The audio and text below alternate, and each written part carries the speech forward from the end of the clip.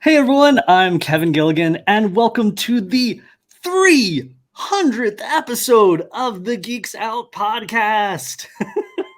Glitter, glitter, sparkles, sparkles. Firework. Michael Bay explosion.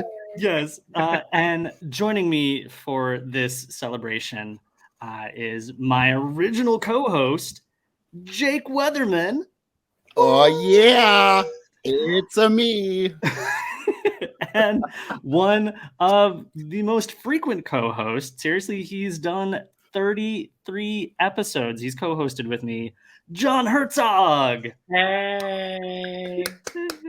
There's actually other people who can applaud with me. Yay! I can't believe we've done 33 episodes together. And I think half of them were just this week. Yeah, just this week. Yeah. That's like 10% of all the episodes. Wow. Matt, Exactly right. I don't know those things. Wild. Take a little more. I literally went through all of the episodes and was just like, did a countdown of who has hosted and how many times. So yeah, Jon Herzog, you had the most. Wow. So, yeah. So yeah.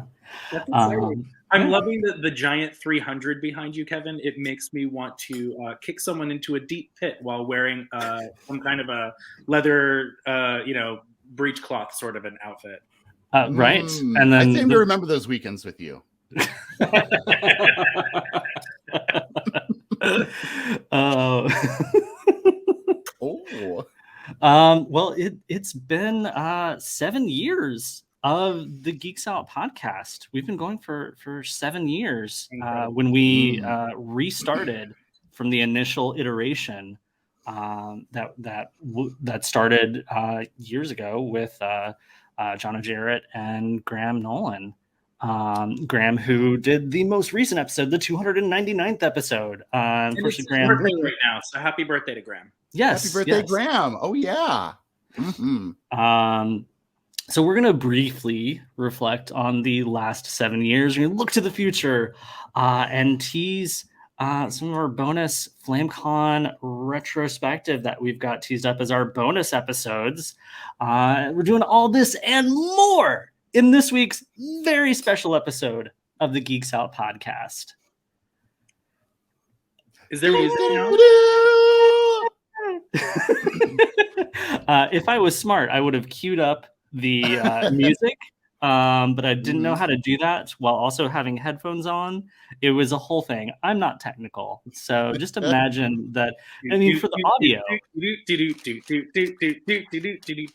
Fun fact, Jake is the one who came up with the music for the intro and the outro for the podcast. So, yeah, a little behind the scenes. I'm amazing.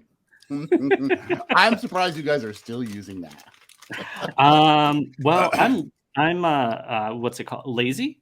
So it was there, and I was like, yes, we'll do it. We'll continue using it. And with the incredible production budget that you're working with, Kevin, on a weekly basis, I mean, it's all going to snacks and not to new music. Mm-hmm. So. Pretty much, and those snacks are all provided by my husband Alex, who also surprised me with this 300 balloons. So yeah, but it's just 3 balloons, not 300 balloons. But it is 300 balloons. But I mean, I see them, but you're saying the words, and now my brain is really trying to process well, forgetting that this is not only going to be a video podcast for people who tune into our YouTube page, but this is also an audio podcast, and it's not a visual medium. So there are 3 balloons spelling out 300 in numbers, numerical form. For the visually impaired out there. Yes. So amazingly, over the 7 years, we've had over 62,000 downloads from listeners from all over the United States and the world. And fun fact, that's double the listeners that we've had from our 200th episode. Wow. So there is marked improvement. Yes. Yeah. Quantifiable things. I love it. Right? The community of international shut-ins is growing. Oh, yeah. Yes. They're going to be shrinking now, I hope. Well, with restrictions being lifted, yes, probably. So, less people shut in now. Well, 300 episodes ago, Jake and myself were talking about the DC relaunch / rebooting of their universe with Convergence, which led to New 52. Oh, remember that? No. That was Convergence at that point, because that was Flashpoint and then New 52. No, it was and there was Convergence as well. Yeah, I get so confused by the singular worded rebrandings that happened for the big actual rebrands, because there's Flashpoint, Convergence, Rebirth, Afterbirth. I mean, it's just crazy. So many. Well, and New 52 was like Gail Simone, Batgirl, and like Superboy, who was like a clone, right? Well, Superboy was always a clone. He wasn't actually like their son until this iteration. So until the Rebirth universe. And in fact, I think they brought back the clone in a Titans storyline. So I didn't even know he was gone, because like it's all so confusing. I mean, like, when did he have Jonathan Kent came around, was gone, then came back as their son, and now he's like a young adult. He's a queer character too? And he's making out with boys on the cover, bi or pan. So whatever the Kryptonians call it. Also, 7 years ago, the first season of The Flash was coming to an end. Oh, jeez. Yeah. Oh, we were very excited for that season. We were. It was the beginning of the quote unquote Arrowverse. That was the first real silo from Greg Berlanti of conquering superhero television. Yeah, and then 7 seasons later, the Reverse Flash is still the big bad. It really is. 7 seasons of almost the exact same things happening over and over again. They keep going back to the Harrison Wells. So I mean, I do like the Harrison. I love his character, and I love that actor. But man, they like Barry. They make Barry very boring in comparison to him. True. Yeah. I mean, he is very attractive, but yeah. The movie It Follows came out, which very, very good movie. Also was sort of the beginning of this sort of resurgence of indie horror movies. In terms of like what was happening in the world at the time. Gen Con and Dragon Con both made stands against their individual states that were trying to pass anti-gay legislation. How time changes and yet nothing changes. Well, it's good that we've solved that problem, and there are states that are no longer trying to pass those kinds of laws. I've been on vacation, by the way, for the last week. Anything new happen there? Yeah, just a few things. Okay. Yeah. If you're in Florida or Texas or, so still waiting to see if conventions in those states make any statements. Well, I mean, if there's conventions again, which are only going to happen starting this year, so. Well, there are definitely conventions that are happening. So, starting in April. So, this is going to be a big year for conventions now that everybody can come out of their houses. Right. Speaking of coming out, 7 years ago, Iceman was outed by Jean Grey. In a controversial and prolific moment in mainstream comics. I still have issues with the way that all of that went down. And I'm so glad that they got rid of those like young X-Men who were like there for a minute. Like that version of Jean Grey wound up pissing me off because of that. Yeah, that was a weird era where there were like the two versions. There were like just a few years of two versions of these characters, where you had Twink Bobby Drake and Aging Twunk Bobby Drake. Yeah. I mean, why they never, got together, I'll never understand. If I had a twink version of me, we would be like doing it all the time. Oh God. Well, the rule of the internet is, it probably exists. So somewhere. I'm sure that it's out there. It's so awful. It's out there.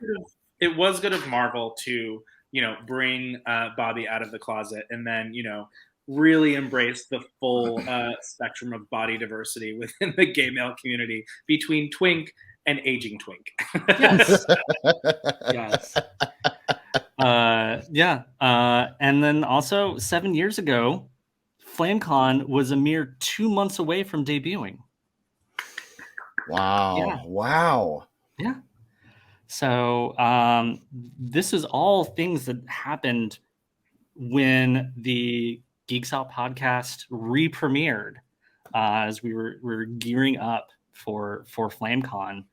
I want to ask you both, what do you hope happens in the next few years? Like, what are you hoping? Like, I don't want to say in the next 7 years, because I mean, I can barely imagine what happens next year. Like, things have been real weird these past couple years. So, so I'm just curious, in your hopes, what do you hope will happen in the next few years? And I'll preface this by saying, we did this for the 200th episode, and mine was that the DC Universe streaming service would fold completely into HBO Max, and it happened. You made it happen. Yeah. I mean, the writing was kind of on the wall with that, so it was an easy prediction to make. So yeah. So what do you hope happens in these next few years? I would love to see the X-Men officially come into the MCU with a queer Bobby Drake. I think that would be great. I know, we've recently seen our very first possibility of having Patrick Stewart as Professor X in Multiverse of Madness in that trailer. So they're definitely like pointing towards that direction. I would love to see them actually recast with a queer actor. I think that would be better. And let's like think outside the box of like, Bobby Drake doesn't have to be a blonde white boy. Like, he's made of ice. Bobby Drake can come from anywhere. You don't think maybe a Troye Sivan Bobby Drake? No, I don't actually.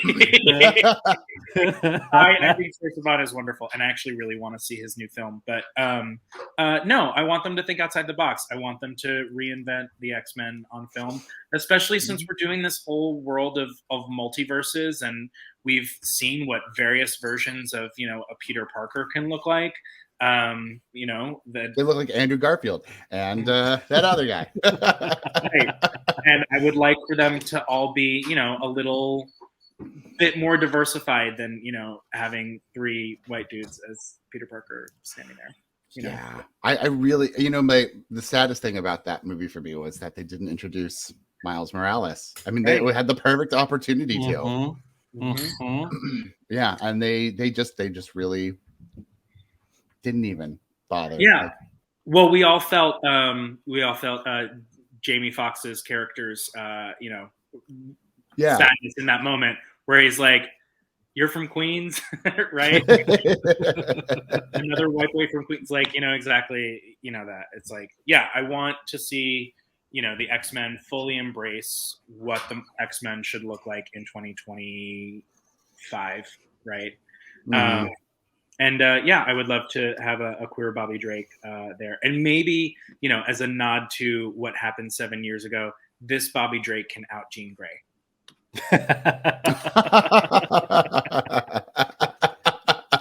Nice. I'm gonna go a step further. I want to see a solo queer superhero movie. That's what I want. Like, yeah, we're Marvel is introducing queer superheroes in ensemble movies. Ensemble.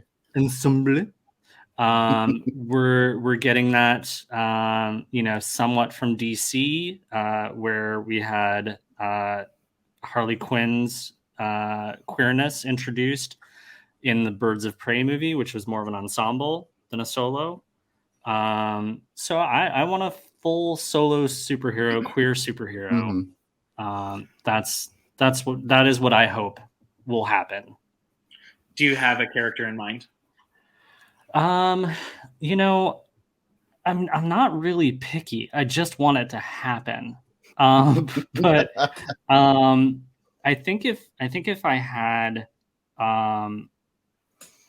my way, I think it would be and this is a little cheating because it's not really a solo, but a Midnight on Apollo movie. Sure. Oh, okay. Yeah. That's really wishful thinking. It really is. It would definitely be a hard R. I mean, it's hard to make that happen in general with like introducing them into any sort of universe. Like if they did that in Peacemaker, they could have done that in Peacemaker. They could have introduced him or like name dropped him. They name dropped Batmite for God's sake. So well, it's getting a second season, so they have a chance. So and if they brought like Midnighter and Apollo into Peacemaker, that show would be so incredible. Oh my God, it'd be so good. Yeah, having the they're from the Authority, right? Yeah. Yeah, having the Authority there, like that would be a good foil for Peacemaker. I think Authority. It's like the Authority, or it's whatever. Wildstorm? What?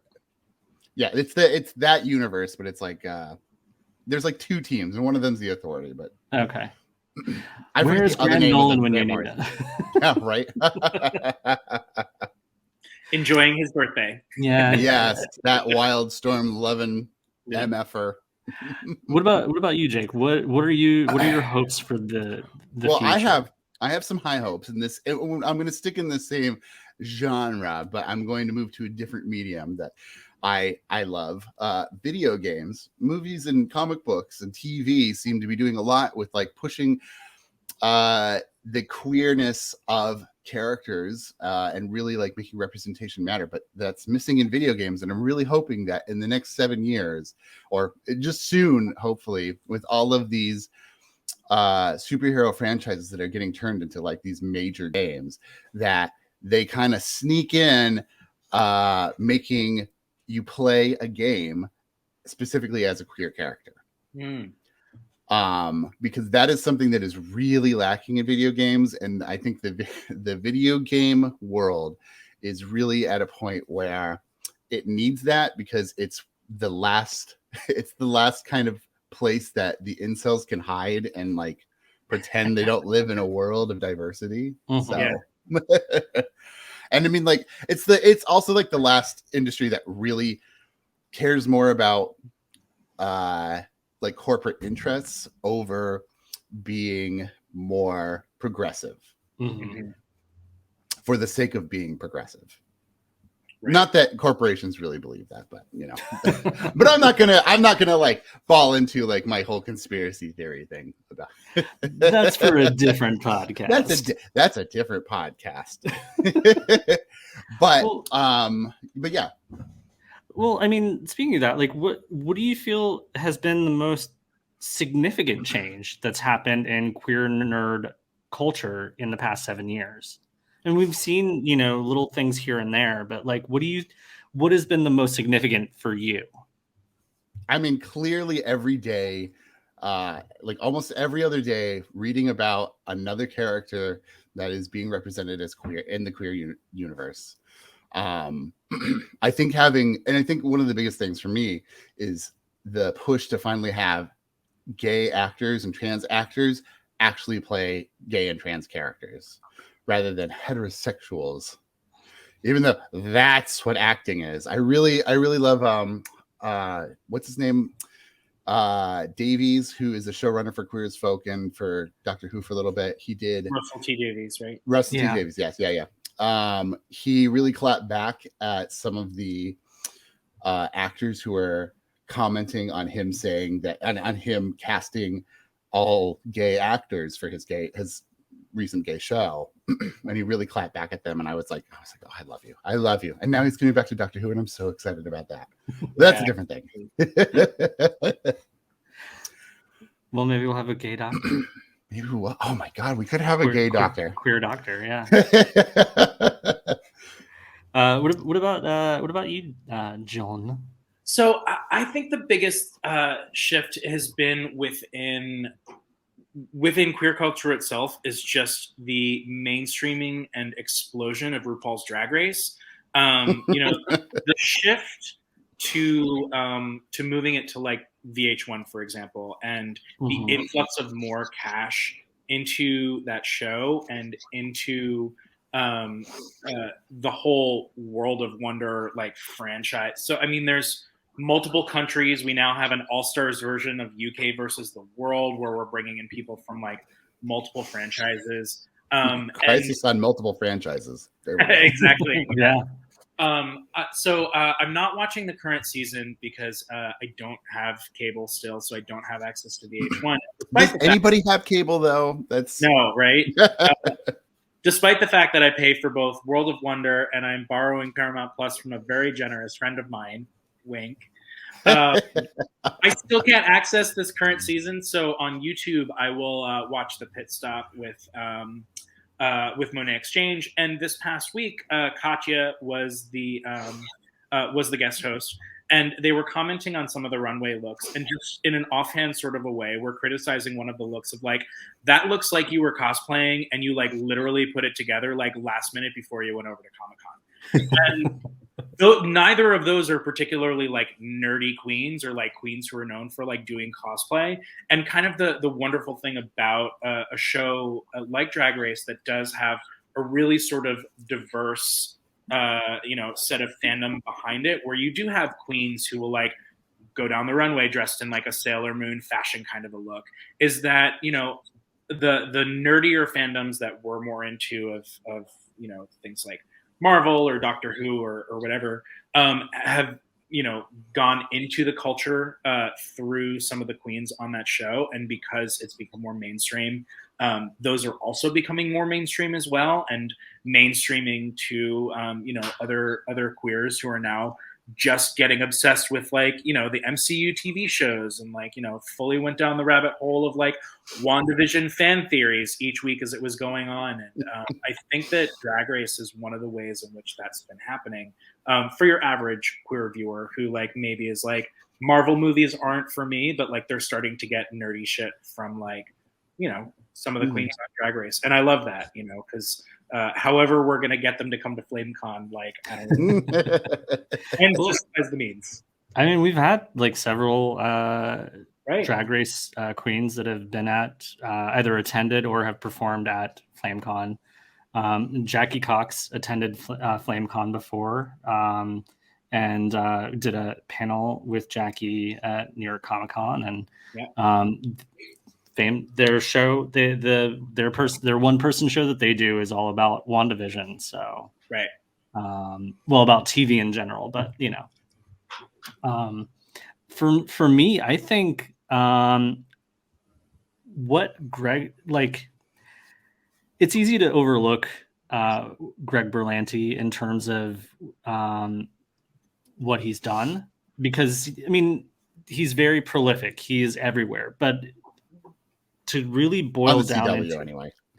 no, he has shows on CBS. He has shows like on different networks. I always forget about CBS. I always forget about CBS because it's kind of the old channel. Right. Yeah, it is. I mean, it's like one of the CSIs, But HBO Max. He's one of the producers behind Doom Patrol and Titans. But he started the Arrowverse, and part of what he has done with all of these shows is that he has always made sure that there is a queer character, there's a queer element that permeates throughout these shows. And we have several that are. We have Batwoman that has several queer characters within it. Mm-hmm. all of these shows, it's sort of an edit. Legends of Tomorrow has multiple queer characters on it. They introduced they revealed a character's asexuality in this recent season. And beyond that, he's Love Victor, which is a spinoff of the movie Love, Simon. Yeah, I loved that movie. I think he has done a lot to help mainstream queer culture in general, but also like saying that for all of the nerdy and the superhero shows, queers exist and queers are fans of these shows. Mm-hmm. And so fucking get used to it. Yeah. And I think back like, these are the kind of shows that like when I was like 14, 15, 16 years old, I mean, this would have been like, I would have been mainlining the entire Arrowverse, and I think that certainly queer kids get their media from a million other sources now than just, TV shows on the CW. Mm-hmm. But it is one place that people are getting their culture from, and that's great. So I'm appreciative. And the thing is that it's also been an influence on other programs on the CW because, and I can't say that Greg Berlanti is responsible for all of these series having some queer representation, but he helped start it in a lot of these shows with having all of his shows having queer representation within it. And you see it on Naomi, which is from Ava DuVernay. You see it in the 4400, which has a lot of queer characters on it. So yeah, I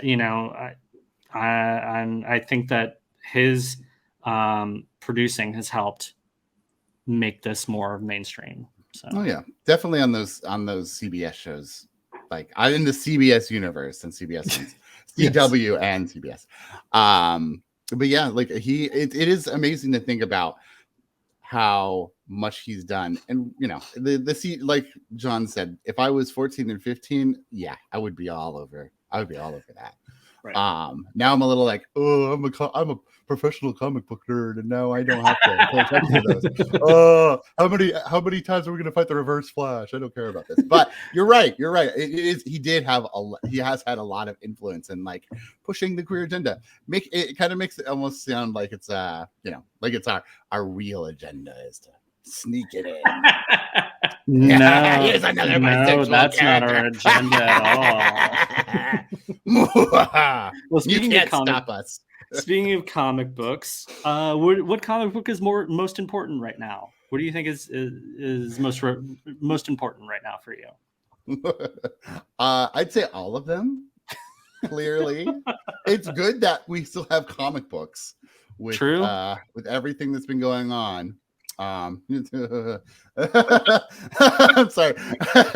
I have a little bit of a history with the print comic book stuff, and especially with what's happened recently, I have a lot of opinions. But as far as comic books go right now, I really think the most important one is whatever Jon thinks is. Which is what? Mine is The Return of Saga. I think it's a tremendous book. Really happy that the creators, Brian K. Vaughan and Fiona Staples, took a break so they could kind of recharge. But it's back now, and that's phenomenal title. And it's just important to me that like we get to the finish line there, and that book actually, is completed. Another 9 trade versions from now. So that's the most important one for me. It is an amazing comic book to follow, like just in terms of the story, the book itself, and like what happens behind the scenes, because they're really doing some different things as creators, which and like really like making it known what they're doing. Right. In a way I think that other creators like have really responded to, and like doing this and like taking actual breaks in the comic book world Who does that? Right. Yeah. Those are called, what are those? Those are called delayed printings. Right. Usually. A hiatus, yes. Yeah. As they branded it. Well, and also, Jake, I mean, you have background with digital comics, and we're seeing the importance of digital comics, more so nowadays. It is true. It is very important. And it's web comics, so. Yes, web comics are actually becoming hugely important, especially in the international market. As I speak as an industry person. But with all of it's been very interesting to see actually the Korean stuff that's gotten big because of Line Webtoon, which is it's a self-publishing app that produces a lot. It's out of Korea. A lot of stateside creators have gotten good use out of it. But the thing that we're really seeing from that is the Korean dramas that are now also getting popular because of Netflix. And I've even seen a couple pop up on HBO Max, and I'm like, oh, here we go. Because they're a trip usually. But now we're seeing a lot of the Korean creators who do the indie stuff on Webtoon have shows like pop up on Netflix. Netflix is really like eating those shows up. And there's sometimes like a queer element. I would really like to see. I think it's going to be really important to see if they push, these creators push queer agendas that show up in their shows, and then see what happens in terms of how that affects those countries. Because right now we're seeing huge crackdowns, especially in the Asian countries, of queer material. Yeah. So that's a big deal to me. Like, I want to see these countries kind of go back to more progressive things and not have to worry about our gay brothers and sisters and others in other countries. Yeah. Yeah. What about you, Kevin? For me, like the X titles, with the whole Jonathan Hickman's revitalizing of the X brands, the X titles. I'm so sad that he left too. Yeah. But he making a mutant nation with Krakoa has really made, like, the X titles have just gotten more blatantly queer. And I love every bit of it. I love that that's what Inferno was all about, pretty much. Yeah, yes. Inferno was just queer rage. Like, that's we had when the Hellfire Gala came out, that was for Pride, for gay pride, and when Inferno came out, it was for gay wrath. So that's right. So yeah, I love that. I mean, yes, there are still some straightness to the X titles. I mean, they have to have some representation, right? They got to pander to them, But we're getting a lot more sort of queer characters, queer storylines, and it's not just a very special episode. Speaking of very special episode, what TV show is most important right now? What do you think is really hitting it for you? I feel like, Kevin, you and I are going to have overlap on at least one of my answers, which is Star Trek Discovery. Yeah. Really? Okay. Now I'm actually very interested in what you guys are going to say. This is where I become the obnoxious nerd. I mean, I'm still reeling from season 3 of Star Trek Discovery, still thinking that it was just like one of the best seasons of TV that has been produced. And it doesn't, I kept on saying this to Kevin every time we would finish an episode, just doesn't feel like it has any right to be this good, because it's like a sci-fi show that's like, not even really running on like network TV. It's just like a streaming service. But it's like the production values are really good. The storylines are incredible. The acting is incredible. And it's tackling all of these really important issues about queerness, about mental health, about family that I think are just really vital to see on TV. And I think season 4 has been fine. I really enjoy that this season is a little bit more of like an adventure, a mystery. It's a little less invested in individual character dramas, unless that character is named Booker, which I think is a little bit to the detriment of like not building out the world as much in season 4. But I think that they've got a really strong storyline, and I'm enjoying it a lot. It feels a little less than the last couple of seasons have. But I still think it's the most important show that's out there. Just, from a baseline of like seeing characters not stumble over using they them pronouns is really refreshing. Like, agreed. I mean, I can definitely agree with you there. That's like a real baseline thing, but actually like having a queer storyline between, non-binary and trans characters and queer characters that is not necessarily like roped into like a coming out story or anything like that. It's just about existing and the trials and tribulations of like being a queer person. Tribulations, you mean? Boo. Being a queer person who's also like your ship's counselor is like, it's seeing the drama that's sort of like under that, what we often get in mainstream of like that surface level queer experience of like coming out or, dying of a virus, it's like that's kind of like where mainstream often stops. And like, it's still telling those stories of what's the next level down of what it's like to be part of that queer experience. And I still appreciate it for that.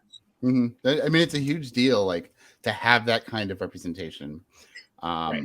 Yeah, it has been one of the foibles of queerness in media for a very long time, and I really appreciate Discovery for just like showing us exist, like we're there. And also, I mean, it has a very queer cast. You have Wilson Cruz. You've got Anthony Rapp. Yeah, we do have him. We also have Mary Weissman, who came out fairly recently. Emily Coots, who plays Detmer. Ian Alexander, Tig Notaro, and then Blue DeBarrio. So there's a lot of queer people in this cast, and just very excited for it. So. Yeah. I mean, I personally want to see the show do more stuff with the characters because I really love I really love the characters. Yeah. And I think that's what, and here comes the obnoxious Star Trek nerd thing. I really think that's where Star Trek like is strong. Like every show is like kind of explores the characters and their relationship to the science fiction universe. And I think Discovery does a lot with plot, and I think they should do more with characters. Yeah, no, I would say that is the difference between any good sci-fi show and not just Star Trek. I mean, like our best episodes of, for example, Battlestar Galactica were not because we were finding out who was a Cylon that week. It was because like Jamie Bamber was having daddy issues, and his dad beat him up in a boxing ring, kind of a thing. Like. Those were our good episodes of a show as like epic as Battlestar Galactica. I mean, we would always love a moment of like, Data discovering himself through. Sorry, Data discovering himself. Jay. Well, he discovered Tasha Yar. So. I was going to say, discovering his own humanity through a holodeck or whatever. You mean like Riker in Holodeck 4? Yeah. Ooh, oh my. What was the other show that you had, Jon? My other one is, I think it's going to surprise you guys. I think it's Peacemaker, because Peacemaker is doing a wonderful job of like sending up superheroes in a mainstream format. So it's its own little meta commentary on superheroes, which I think is important as people are starting to get a little like superhero fatigue. It's doing it in the writing on the show is great. It's incredibly funny. John Cena is acting the fuck out of that role in his way of like just really selling that in, and they just kind of like, again, it's that situation of like, oh, and queer people are here, you know, and it's like, right. You have Danielle Brooks's character, you know, her marital problems are a main driving force of her motivations on that show. It's not just like, oh, and we have a lesbian with a wife. And like, they casually introduce Peacemaker's bisexuality. Yeah. Right. Yeah. through him getting yelled at by his evil father. So well, that too. Yeah. Well, there's the threesome part, but you never know if they touch ding dongs. Like, true. Yeah. It's one of the deleted scenes. I did imagine it very hard, but I think like the tone of that show and sort of its target audience is not necessarily who you would think to like throw some progressive curveballs at, but it worked, you know, because I mean, like, I think of more of like who their target audience is, sort of like the incels that Jake was alluding to earlier, who hide in our video game worlds, because that is kind of who Peacemaker is in a way. He's an asshole. He's, you know, raised by some racists. Thinks he's trying to do better in the world and probably not really doing a good job of it. And yet we're like showing here is a woman who, you know, doesn't need to here's a woman who doesn't need to be defined by the male characters in her life. Here's another character who's a black lesbian who is trying to like save her marriage and like save the lives of the people that she like cares about, and like actually fully like developing these characters and giving you know, a real world around that. So I think that it has potential to keep growing in that way and actually impacting people, you know, who otherwise would, you know, turn their nose up at like, oh, there's a black lesbian on the show. Like, I don't need to be like part of this like casting experiment shit, you know? Right. I really love the way that shows have been doing that. Like, have really like been like, I don't want to say suckering the incels into like loving these shows and then like hitting them with stuff that they make them have to think about things. Like, I mean, I really found Peacemaker, the character, insufferable in the Suicide Squad. I was like, I fucking hate him. Like, no matter how much you show me his butt, I'm gonna still hate him. Show me more of that butt.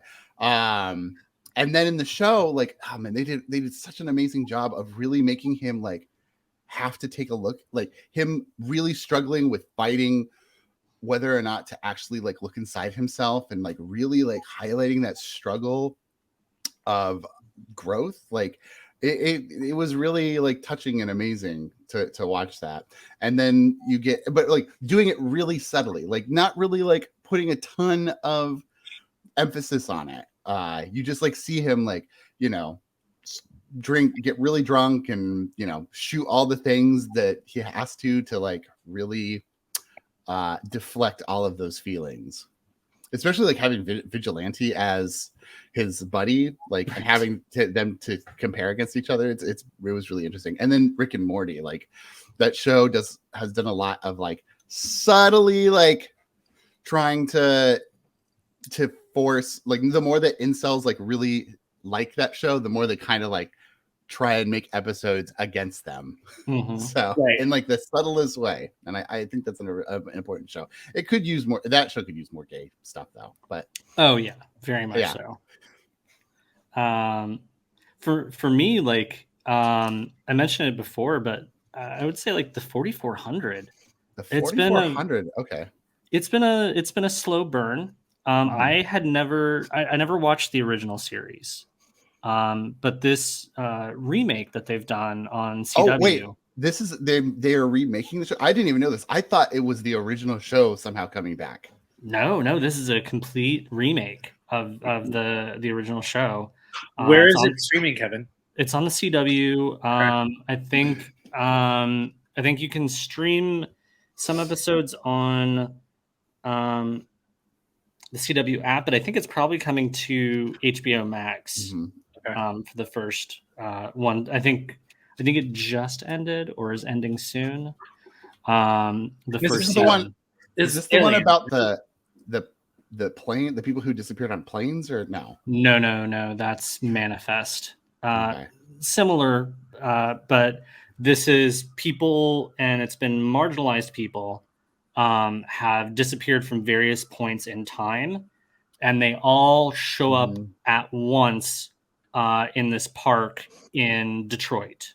So the whole thing is set in Detroit. And so you have all of these very diverse characters. There's a lot of queer characters. You have multiple trans male characters, multiple lesbian characters, some bi. So there's a lot of queerness within this series. But also, I mean, you're talking about like characters who are coming from times when they were hiding who they were. Right. Interesting. Okay. And it's what I like about this is like, yeah, queer people have been around forever, and seeing these characters introduced to this time where so much has changed while still not changing, in a lot of ways, particularly in terms of race relations and cops and institutions like prison, and how we, the othering of people, how that hasn't really changed.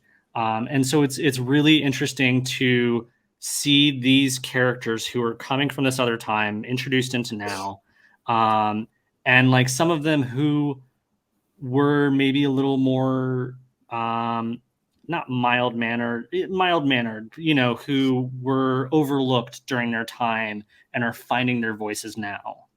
Yeah. It's really interesting, and especially I'm not going to spoil anything for people who have not watched it. I do recommend seeing it, simply because I think it is an interesting show of the moment right now. Interesting. Okay. I'll add that to my list of the other 4,400 recommended shows I have to watch. I felt like the original, because I definitely saw some episodes of the original series. I felt like it all tied back to aliens in some way. Is that still? No, no spoilers. There is some revelations that are made in the last 2 episodes, I think. The Bible, then. This season. Okay. While still making more questions. So, yeah. So. Yeah, I feel like the original was one that like cropped up in the 5 years after Lost first came out, and it was like one of those shows where like mysteries pile on mysteries, and I felt like and nothing ever gets answered at some point. But we're going back like almost 15 years in my brain. It's quite a bit. It's hard to go back 7 years, right, Kevin? Right? Listening back, I was like, wait, when was that? What was going on? What were we talking about? We were so naive and innocent then. So very. Jake, you've never been naive and innocent, please. Me?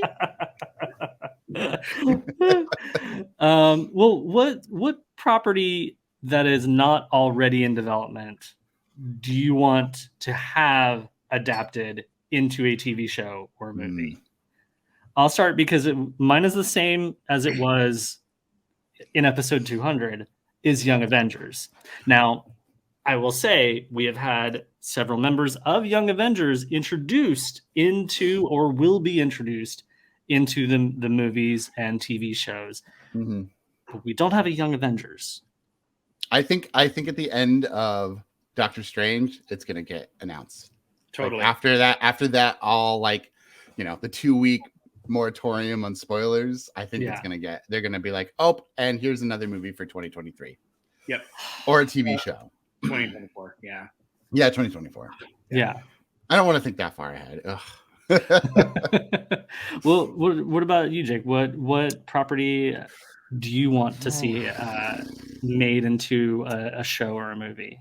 That's a tough question because there's been a lot of stuff that I have wanted to see that is either going to come out or has already come out and been incredibly disappointing, like Why the Last Man. That was one I wanted to see for a long time, and I watched it and I was like, nope. Just not. It's just it does some there. I've been learning a lot that there's a lot of things that a lot of comic book properties that can get that can go to TV but do not translate as well. You just can't get that feeling again. I hope they never make a Saga show. Like, nope. Yeah, don't want to see it. Yeah, I mean, as much as I would love to see like giant heads with two legs walking around, like. With being real sluts, like I don't know. Although Doom Patrol has been really good about doing stuff like that, that actually has really captured the that Grant Morrison weirdness like super well. But if I was gonna wish for any property, any nerdy property to be made into a live action TV show or movie, I would say I want to see Kirby. I want to see a Kirby live action show. They made Sonic work, right? Yeah, that's why true. not Kirby? And I want him to be as gay as fuck. I mean, gay as crap. I want his only words to be I like men or whatever. Does he even have does Kirby even have a gender? He doesn't have to have a gender. Like I don't think so. I would go in for it, but I want it to be voiced by Harvey Firestein, oh my god, that would be amazing. Oh my god. Excuse me, could you come over here, please? I need to inhale you. Kirby goes West Hollywood. Vacuum noise. Well, what about you, John? What property do you want to see adapted? I think everyone's going to hate this, but it's been a dream of mine for years and years of a real, because I'm a big mystery fan and I always have been, but like a real like Batman detective procedural show where like you have like Batman solving mysteries like on a weekly basis, and not like in the campy 60s way, which is not something I dislike, but just a different tone of like seeing like, an actual like Batman kind of a mystery sort of a thing. I would love to see that happening, because I feel like a lot of what we've, given, Batman in the last, I don't know, like 20, 30 years since we've started putting him back on film are like these grand epic sort of things. And really, Detective Comics at its core was like, a serialized story of like Batman going out and like, fighting the different crime lords in Gotham or things like that. And I know that there have been like a million versions of Batman on screen at this point, including like, Gotham, right? That was like the Batman origin story. That was just such a cluster. It was a cluster. But it was when it was campy, it was probably the best. But and that's the thing is I want Batman like with some of the camp taken out of it. Like we have enough versions of campy Batman to like sustain us for years. I mean, for real, like I literally just saw like the Batman car and like the Batcycle this week when I was in Las Vegas at the like Hollywood Car Museum. And that I mean, like I was standing in front of like both of those cars, and I was just like living my best like Eartha Kitt, Julie Newmar life of just like, yes. And those things are from the mid 60s, and those performances and personalities like still apply. Were they the original cars though? I mean, they have a million different versions that they use for like stunts and different things. So they were ones that were like actually utilized in the show though. Yeah, I mean, I feel like we have enough like campy versions of Batman that we've seen.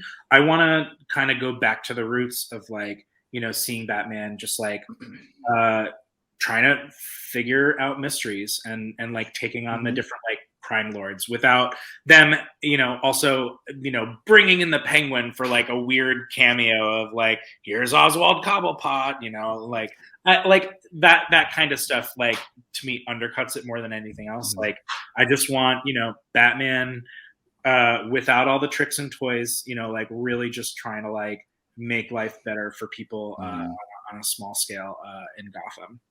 I'd like to see a billionaire do that in real life. True. It's Batman, the Father Dowling mysteries. Well, I mean, Jake, if there's anything that's actually realistic in the Batman story, is that the billionaire is never going to actually use his money to make life better for people. He's just going to use his mental health crises as a means of like, beating people up in alleyways instead. Exactly. You said it. Well, here's a stupid question for you both. What superheroes would you want to do a Fire Island share with? I feel like I've answered this before, and I think like my answer never changes because it's always Iceman. Because I've been on Fire Island many times. I've done a few Fire Island, summer shares, and you never have enough ice. So that's what it comes down to. It's true. There's never enough ice on Fire Island. Having a hot dude wandering around in a Speedo who you can just be like, dude, ice me, and like it chills your drink for you. Perfect. I'm just imagining him like just stirring your drink with his dick. Like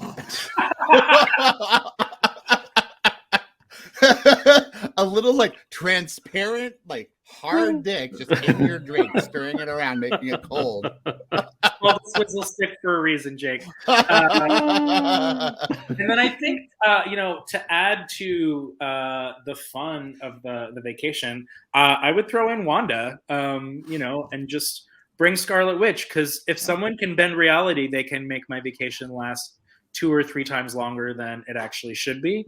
And because Fire Island is really lacking some chaotic energy. It's true. Some chaotic vibes.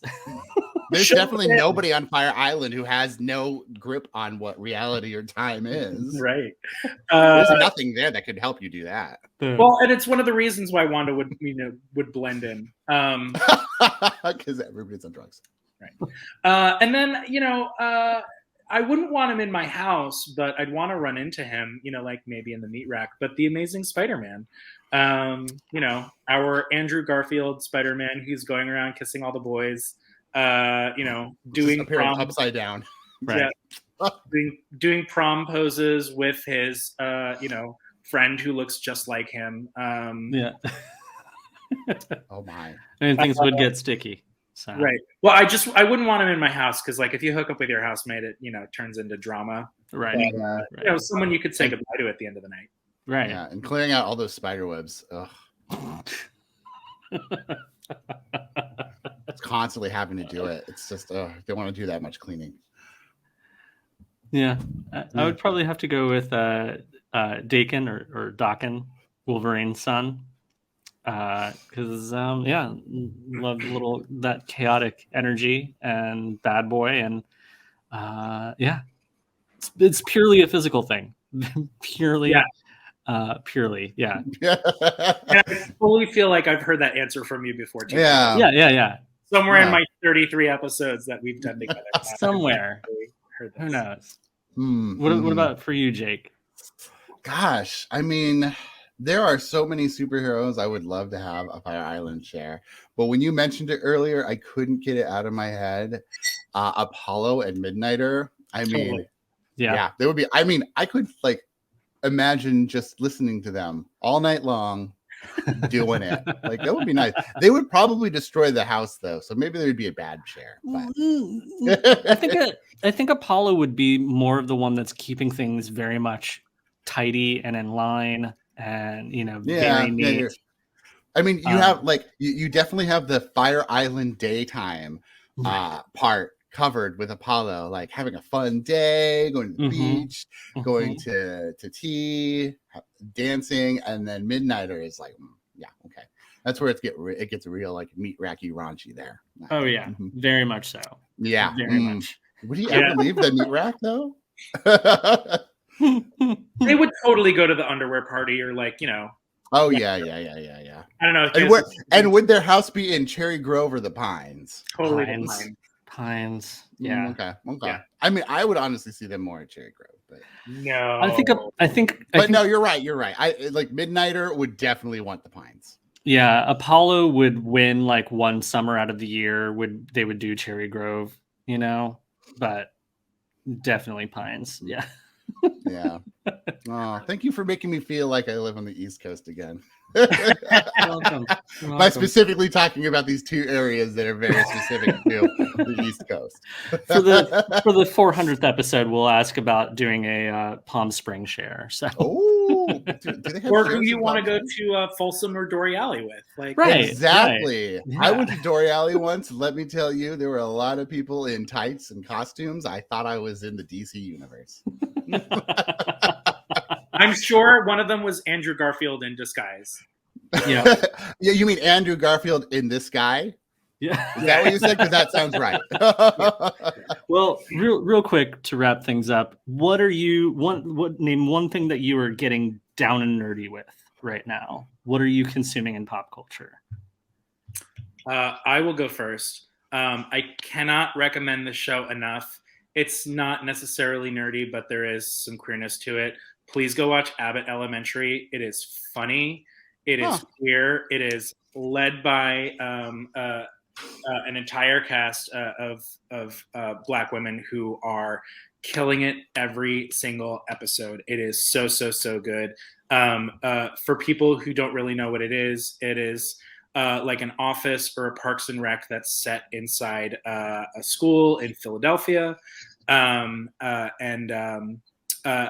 been comparing the main character Janine a lot to a Leslie Knope, who is okay. Now you win me. Yeah, I mean she is out there like trying so hard. She is like type A to a fault, and she is just.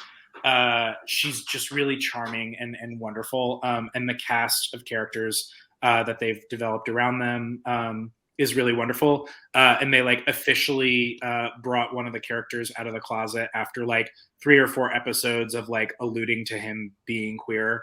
And they did it in a really funny way that didn't have to do with like a real coming out, because they all knew he was gay, but like, you know, when I don't know, without spoiling it, the coming out was actually quite funny and very much in line with like all of the different characters on the show. It was good.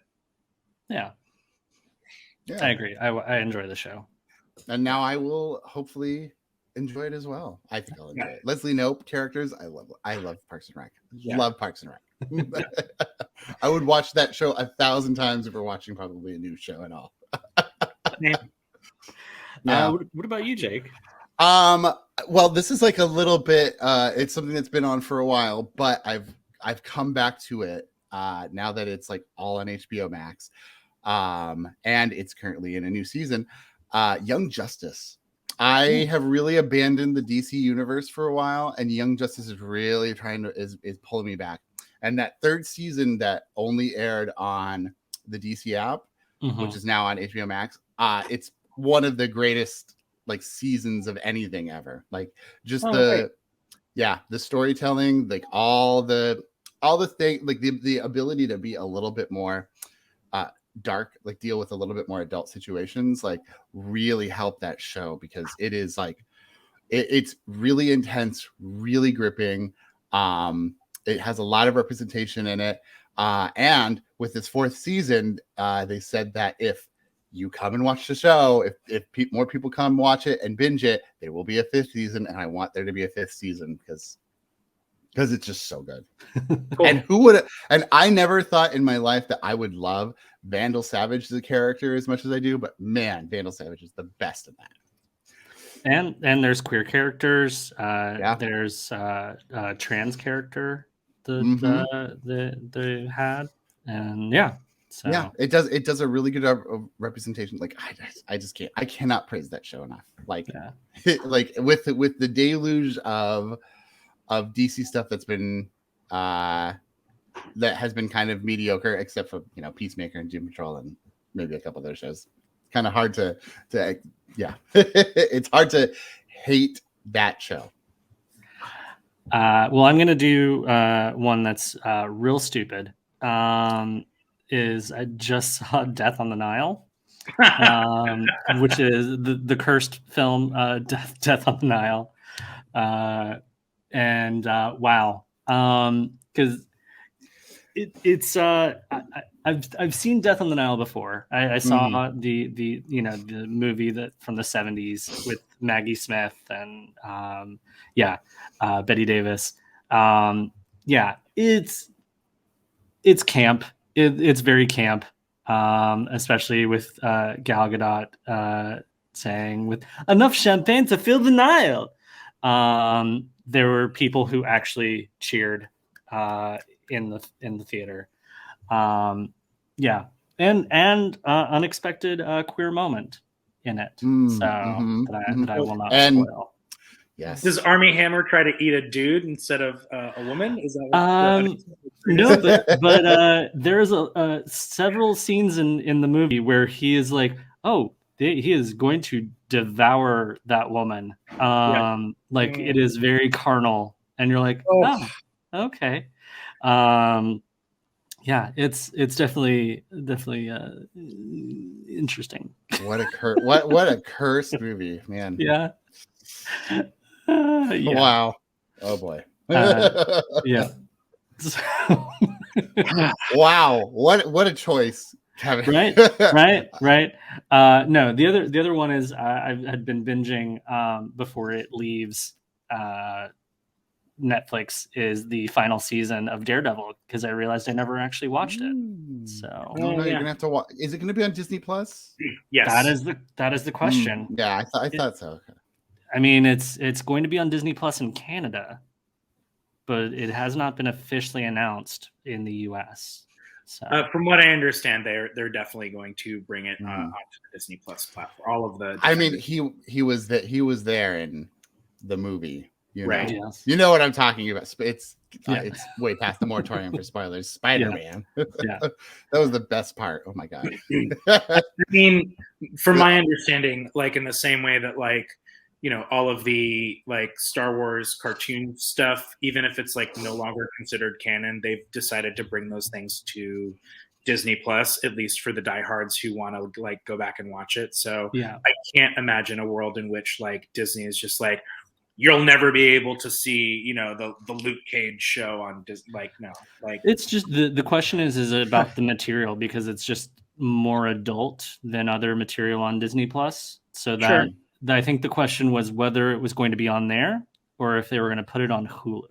Which is funny because in other countries that don't really have Hulu, that the Pam and Tommy show about Pamela Anderson and that's actually on Disney Plus. That's on Disney Plus in I other have been countries. watching that. It's been really good. I should have mentioned that. I should have said that. Pam I have been wanting to watch it because I do stand Sebastian Stan.